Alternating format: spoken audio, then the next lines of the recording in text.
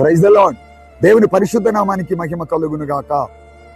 యెషయా గ్రంథం 58వ అధ్యాయము 11వ వచనంలో ఇలా రాయబడుతూ ఉంది, యెహోవా నిన్ను నిత్యము నడిపించును, క్షామకాలమున ఆయన నిన్ను తృప్తిపరిచి నీ ఎముకలను బలపరచును. నువ్వు నీరు కట్టిన తోట వలెను, ఎప్పుడు ఉబుకుచుండు నీటి ఓట వలె ఉందువు. దేవుడు మాట్లాడుతున్నటువంటి మాట ఏంటంటే, యెహోవాయే నిన్ను నడిపిస్తాడట. ఆయన నీ కుటుంబాన్ని నడిపించేటువంటి దేవుడు. అంత మాత్రమే కాదు, క్షామకాలంలో ఆయన నిన్ను తృప్తిపరుస్తాడు.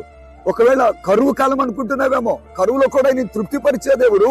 నీ ఎముకలను బలపరుస్తాడు.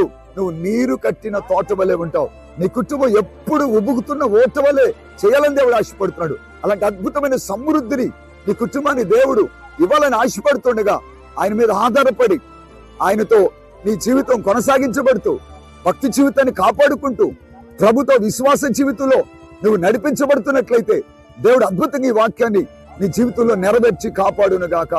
దేవుడు మన కుటుంబాలన్నిటిని దీవించును గాక. ఆమేన్.